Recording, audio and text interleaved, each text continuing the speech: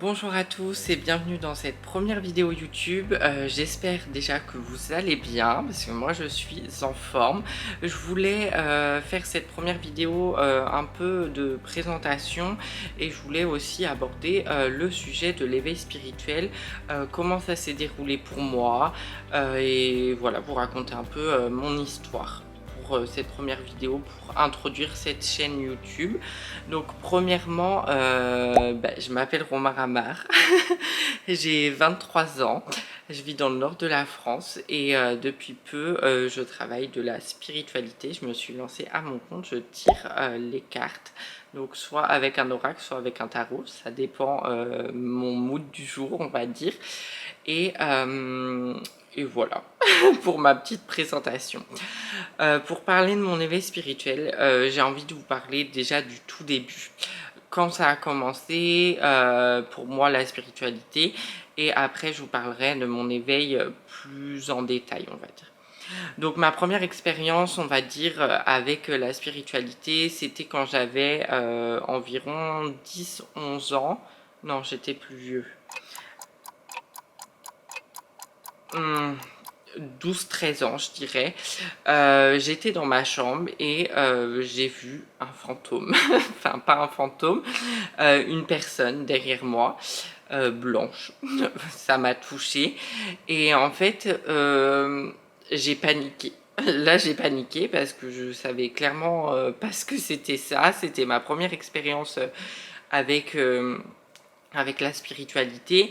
Et bon, faut savoir que dans ma famille on en parle librement, c'est pas un sujet tabou, donc je pensais savoir ce que c'était, j'avais des croyances en tous les cas, mais quand on vit cette première chose en vrai, on va dire, ça fait tout de suite un peu peur, tout de suite un peu bizarre, parce que passer des croyances à la réalité, c'est autre chose, je vais dire ça comme ça. Donc j'ai vécu cette première expérience un peu bizarre, où j'ai été touchée par une entité, on peut le dire maintenant, parce que maintenant j'ai appris les mots. À l'âge de 12-13 ans, je ne savais pas trop ce que c'était. Et pour continuer dans cette expérience, en fait, je voulais savoir, comprendre surtout qui c'était cette personne, pourquoi elle voulait rentrer en contact avec moi, etc. etc. Donc le soir même, enfin le lendemain, j'ai décidé de faire une sorte de Ouija, de communiquer avec les esprits, mais c'était pas à travers une planche de Ouija, c'était avec un papier oui ou non, avec un verre, etc. Bon, je vous passe les détails. Et en fait, ça a super bien fonctionné, mais je le recommande pas si vous n'êtes pas prêt à faire ce genre d'expérience, parce que moi j'étais jeune, bon j'étais encadrée etc, je m'étais renseignée comment faire, j'avais demandé des conseils à des gens qui savaient faire, mais parce que moi je voulais comprendre, en fait j'ai un cerveau qu'il faut qu'il comprenne ce qui vient de se passer pour mieux l'intégrer, parce que sinon j'allais transformer cette expérience en peur et ça n'aurait pas été bon pour moi en tous les cas. Donc voilà, j'ai fait cette expérience. Cette expérience s'est avérée bien pour moi, parce que au début j'ai eu peur, mais après je l'ai bien vécu en fin de compte. Et après j'ai continué mon petit bonhomme de chemin, on va dire, et j'ai acheté un pendule à l'âge de 14-15 ans, je pense.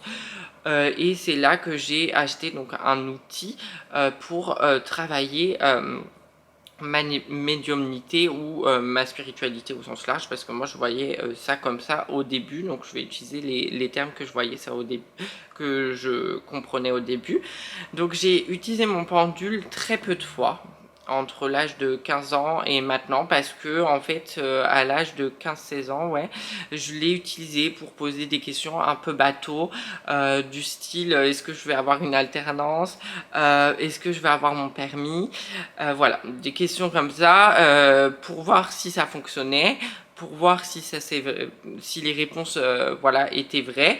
Bon, ça s'est avéré vrai, hein, les deux ont bien répondu, enfin le pendule a bien répondu, mais du coup ça m'a fait encore un peu peur en fait de me dire ok, ça fonctionne vraiment. Et Du coup, j'ai eu un peu peur et j'ai décidé d'arrêter d'utiliser mon pendule. Aujourd'hui, je l'utilise de façon ouais, pas régulière quand même. Je l'utilise plus dans mes tirages, quand je fais des tirages de cartes pour, par exemple, avoir une réponse précise, je vais pouvoir utiliser mon pendule ou pour, par exemple, purifier la maison. Voilà, des choses comme ça.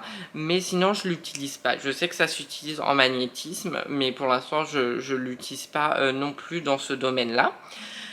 Et voilà pour ce qui est de mon expérience pour l'instant avec le spirituel. Donc j'étais assez jeune. Là, j'étais pas encore rentrée dans mon éveil spirituel. Mon éveil spirituel est arrivé beaucoup plus tard dans ma vie. Du coup, j'ai continué ma vie, on va mettre ça entre guillemets normal. Donc, j'ai fait des études, j'ai eu mon bac plus 5 en communication.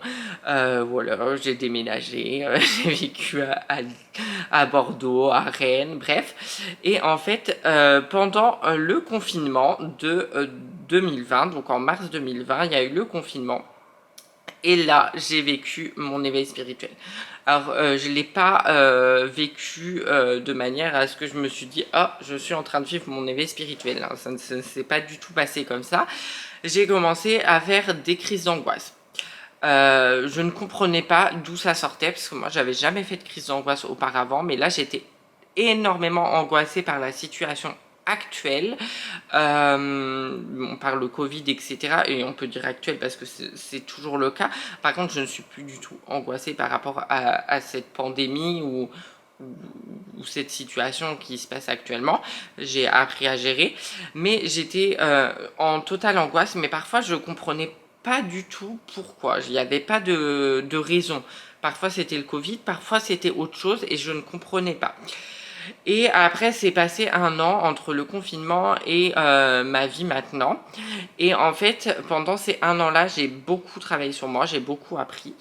J'ai voulu, après le confinement, chercher un travail parce que moi j'avais eu un diplôme et je voulais m'en servir, je voulais trouver un travail dans la communication. Mais pendant le confinement, ce qu'il faut se dire, c'est que j'ai énormément changé. J'ai changé de mentalité, mes croyances ont évolué. En fait, le confinement m'a fait comprendre beaucoup de choses, notamment que je voulais plus vivre en ville, par exemple, que je voulais vivre à la campagne, au calme. Tout ça, ce qui n'était pas du tout concevable par rapport à mon mode de vie de l'époque, juste avant le confinement. Et du coup, là, c'est là que j'ai commencé à changer, changer de croyance. Et là, c'était pour moi le début de mon éveil spirituel parce que je l'ai vraiment vécu comme ça. Et après, du coup, j'ai essayé pendant un an de chercher un travail et de faire une vie qui me correspondait pas, entre guillemets, parce que j'avais ma nouvelle mentalité, mon ancienne mentalité. J'étais un peu dans une dualité permanente jusqu'au jour où j'ai travaillé pour quelqu'un sur les réseaux sociaux. Donc j'ai décidé de faire mon métier en communication. Donc là c'était community manager pour quelqu'un de ma famille qui se lançait en tant que médium sur les réseaux sociaux. Et c'est là, donc c'était à peu près en mars, ouais, en février-mars on va dire. Et c'est là que la vie a décidé de m'envoyer des signes. J'en avais déjà auparavant parce que je vivais mon éveil spirituel pendant un an, on va dire assez long, parce que quand on vit un éveil, on se remet beaucoup en question, on essaie de comprendre pourquoi nos croyances changent, pourquoi tout ça, pourquoi, comment vivre en fait avec ces nouvelles croyances, comment les appliquer au quotidien. Et c'est un travail très long pour moi sur sa personne en fait, tout simplement, parce que c'est un travail de développement personnel aussi, l'éveil spirituel. C'est pas quelque chose qui arrive du jour au lendemain. C'est, oui, on a des capacités ou des dons, appelez ça comme vous voulez. Moi, j'appelle ça des capacités. Mais j'en avais, hein, j'étais au courant. Mais par contre, de là à utiliser ces capacités et à vivre mon éveil spirituel pleinement, ce n'était pas du tout le cas. C'était long, c'était un processus long qui m'a pris un an de comprendre comment vivre avec ça, comment faire pour comprendre du coup les personnes qui ne le comprennent pas en fait, tout ça, toutes ces questions, c'est assez compliqué.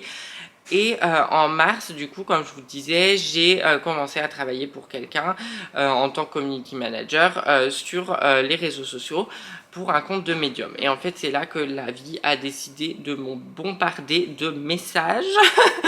Voilà, je voyais beaucoup de signes par rapport à la spiritualité, par rapport à mes capacités, des questions que je me posais depuis un an mais que je voulais pas voir en fait. Donc la vie a décidé, pendant ces un an là, j'ai pas réussi à trouver de travail parce que la vie a décidé de me bloquer, tout simplement. J'avais l'impression de vivre bloquée comme ça parce que ce n'est pas ce que je devais faire en fait avec le recul, mais moi je le comprenais pas à cette époque. Et du coup j'ai eu beaucoup de signes, c'est-à-dire beaucoup de frissons, beaucoup de questions, beaucoup de voilà, beaucoup de tout ça, et jusqu'au jour où j'ai décidé du coup d'aller voir une médium qui tirait les cartes. Sabrina, si tu passes par là, je te fais des bisous.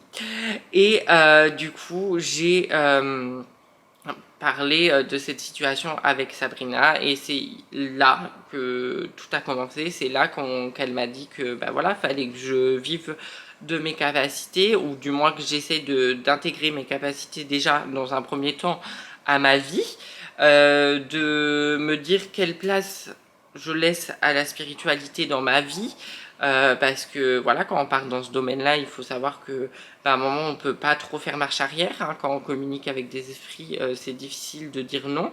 On peut le faire, mais voilà, il faut avoir les méthodes pour, il faut avoir de la protection. C'est tout ça en fait qu'on ne sait pas quand on est en train de vivre notre réveil spirituel. Ça, on ne sait pas forcément en fait. Il y a des choses qui se passent, on comprend pas ce qui se passe en fait, parce que bah, c'est pas ce qu'on apprend à l'école, clairement pas. Donc donc voilà, c'est un peu compliqué à gérer. Mais après cette période-là, j'ai décidé, donc après d'être allé voir Sabrina, la médium, pour m'expliquer ce que j'étais en train de vivre, j'ai décidé d'acheter mon premier oracle, et c'est là que j'ai commencé à tirer les cartes pour la première fois. Et là, pendant mon éveil, parce que moi je considère encore ça dans mon éveil, là, tu tires les cartes, tu te dis ok, j'ai peut-être des capacités, mais là, le problème de la légitimité et de la confiance en soi. C'est pour ça que je dis que c'est un processus très long, parce que ça vient pas en un claquement de doigts. Et du coup, j'ai décidé de quand même continuer les tirages, parce que je savais que j'avais des capacités, mais je savais pas comment m'en servir. Mais j'ai continué à faire des tirages pour moi et pour les autres aussi. C'est très dur de faire un tirage pour soi, parce qu'on peut mettre son mental à l'intérieur et avoir les cartes qu'on veut, enfin les messages qu'on veut, alors que c'est pas forcément les messages là que les guides voulaient nous passer. Et après, une fois que j'ai commencé à utiliser mon oracle, j'ai eu aussi des guidances de mes guides. Mes guides m'ont envoyé des messages sur ma situation, déjà, premièrement, personnelle, et sur la situation actuelle au niveau mondial, ouais, national et mondial, on va dire. Du coup, il y avait beaucoup de changements, beaucoup de capacités qui arrivaient en même temps. Pour moi, ça, c'est encore mon éveil, hein, parce que moi, j'étais pas du tout prêt au début. J'ai aussi commencé à réceptionner des messages de défunts, on va dire, donc avec l'écriture intuitive. Donc ça, c'est des capacités que je pensais pas avoir, mais que j'ai au fin de compte, que j'ai pas encore trop développé, hein, parce que moi j'y vais, on va dire outil par outil. Je ne veux pas tout faire, parce que voilà, je pense qu'on peut avoir plusieurs capacités, ça c'est, il n'y a aucun problème. On peut, pour moi, être magnétiseur, énergéticien et médium à la fois, mais pour autant, moi j'ai pas envie de faire les trois en même temps. J'ai envie de prendre mon temps, de comprendre et de me perfectionner, on va dire, dans le domaine que j'ai choisi, et après on verra pour les autres domaines. Donc voilà pour ce qui est de mon éveil. Et après, du coup, j'ai ouvert mon compte Instagram, et du coup j'ai travaillé pour une boutique, le Cottage à Lille. Ça s'est terminé en août, et du coup bah, c'est là que j'ai quand même pris conscience que j'avais des capacités, et c'est là que j'ai commencer à gagner en confiance en moi et en légitimité, même si aujourd'hui c'est toujours un problème parce que ça se résout pas en un claquement de doigts comme je l'ai dit tout à l'heure, mais j'essaye d'aller de l'avant. Et aujourd'hui pour moi je vis encore mon éveil spirituel parce que il y a des choses qui se passent que je comprends pas, il y a des situations quand j'étais plus jeune, on m'a touché et là on m'a parlé. Voilà, c'est des situations que je comprends hein, parce que je sais ce qui se passe. Voilà, je sais, mais parfois c'est dur à intégrer, on va dire, parce que on n'est pas forcément prêt en fait à intégrer toutes ces capacités d'un coup. Mais on choisit pas non plus quand ça va se déclencher parce que pour moi c'est en nous, on est avec, on peut développer des capacités par contre, mais il y en a beaucoup qui sont nés avec. Et voilà pourquoi j'ai décidé de faire cette vidéo YouTube d'introduction à ma chaîne, parce que je trouve que c'est important de parler de l'éveil spirituel, c'est important de partager, c'était important pour moi pardon, de partager mon histoire avec vous pour que vous puissiez mieux me connaître et mieux me comprendre. Donc voilà, c'est ce que j'ai fait aujourd'hui. Sur cette chaîne YouTube, il y aura des face cam comme là je suis en train de faire, vous raconter des histoires parce que j'ai d'autres histoires à vous raconter, et aussi des guidances, donc soit des guidances de mes guides, soit des guidances avec un oracle ou un tarot. Je n'ai pas de planning YouTube pour le moment, je ne sais pas quand est-ce que je vais poster de vidéos. Voilà, je me laisse porter par le vent comme je suis en train de faire depuis quelques mois et ça fonctionne plutôt bien, donc je reste dans cette vague là on va dire.